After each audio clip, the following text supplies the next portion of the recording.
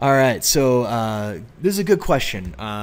If you had initially created a 2D plan for laying out a house, what would the workflow be to get everything back to 3D? And that is a funny comment there. Yes, I guess that is kind of against the whole 3D workflow thing. But truth be told, I do start with a sketch. I've got some trace paper laid out in the drafting table over in the corner right now. And I can't start designing on the computer. And typically if I do, the design reflects the fact that I started on the computer. So I definitely recommend drafting in 2D, getting your thoughts down, and then going to the computer and working in 3D and then drafting up. So what I would do typically is, if you start in 2D, you could check out the exercise in the book about importing a plan. So like if you were to, let me find an image here. Let's go back to our Dropbox and look at our book files and our art. So I think it was documenting an existing building, and we've got all of our images here. Chapter 17. All right, so this image here, you can see that the actual plan, I guess this is a good example of some field notes. So basically what I would do is, this is where we went out to the field, measured things, and I've got this whole system for doing that. But basically this is the same idea as if you were working on a T-square, working through a design, and then you scan it, and then you can import it into SketchUp. So let's just do that. I'll bounce over into SketchUp. Let me start a new window for this.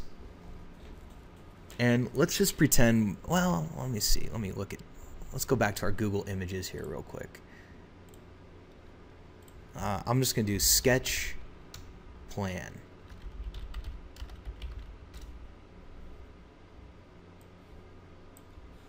Okay, this is a perfect example right there. So I did an image search for a sketch plan, and then what I can do is let's visit the page. I really use Google Images all the time. I'm just always grabbing stuff off here just to get an idea, just like the marker strokes, or even just to get an idea of a sketch plan. I should be able to drag, let me see, open link in new tab. And usually if you open that in a new, open image in new tab, that's what I want to do. I can drag that image into SketchUp if I do that. And now I can just place it. Alright, so whenever I import an image, when I drag that out of the web browser, that's the same thing as going to File, Import, all supported image types, and then navigating somewhere and pulling that in as an image. Same deal. Alright, so once I pull that image in, I want to explode the image. Right click, explode, and what that does is, instead of being an image entity in SketchUp, this is now a surface with a material applied to it. And it just makes it a lot easier for me to work with. So I'm going to take this and make it a group though. Alright, so now at this point, I might go and look with my tape measure tool and say, like, alright, from here to here, it's reading 4'3". I'm going to click once and then click again, and you can see it's telling me it's like just over 4 feet. My guess is that that door should be closer to, let's call it 32 inches. So I'll type in 32 inches and hit enter, and it says, do you want to resize this model? I'll say yes. So now I can measure my door, and you can see much closer to 32 inches. So I can use this sketch now. Oftentimes I'll right click on it and choose lock. That way I can't erase it. I might draw a rectangle in the corner, call it 8 by 8. Pull it up by the desired ceiling height, 10 feet. And then at this point I might want to be, I'm just tracing what I've got here, but it's a good idea to kind of like I'm typing in specific dimensions. So then when I come across here, let's call that 18. And then we'll call this one 48. And then like 18, 36. And then I go on tracing that sketch and moving this into a much more polished plan. Again, I'm using my push-pull tool, and if I tap Control, you get that little plus sign.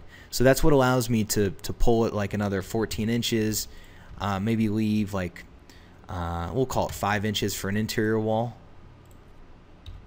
And then that way I can start pulling this way as well.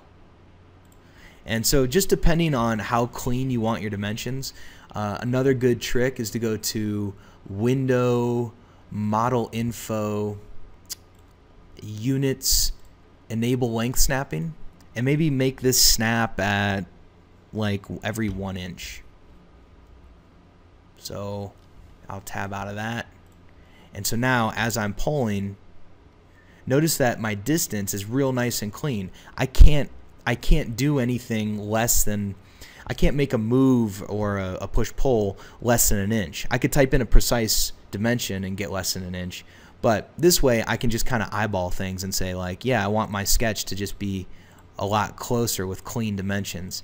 So this way I don't have to always type things in. I can kind of get close.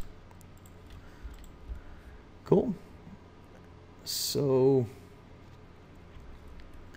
that's a good question. As you move forward, of course, you just make this a group and then assign that to your level or to your layer walls. And then as you keep going, it would be very simple to just move this sketch right into the entire system that we promote. And so keep in mind too that I am definitely aware of, you know, SketchUp, Layout. These are great programs, and some people use them for certain things. I use them for a lot of things. You can implement or abandon these techniques at any time. You know, if you were to just work up this sketch into a plan, it would be very easy to then run your plan generator and then export all of your CAD backgrounds, move it into your favorite 2D CAD program. Export the 3D model, move it into Revit, and start working there.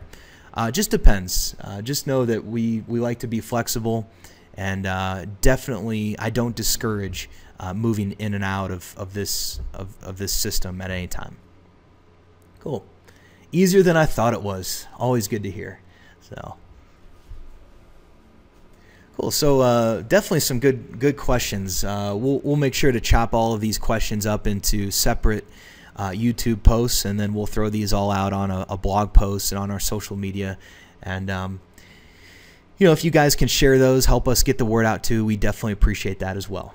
So cool. So I guess we're getting close to wrapping up here, but I'm certainly happy to answer more questions.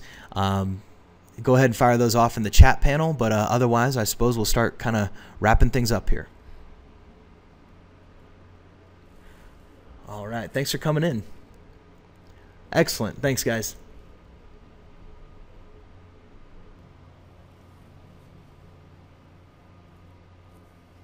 All right, so it looks like I think we're all good on questions. So as usual, give me a shout anytime if you guys need help with design, drafting, visualization, or training. We are here and looking forward to working with you. So we'll get all these questions chopped up and posted, and we'll see you soon. Make sure you sign up for our next event.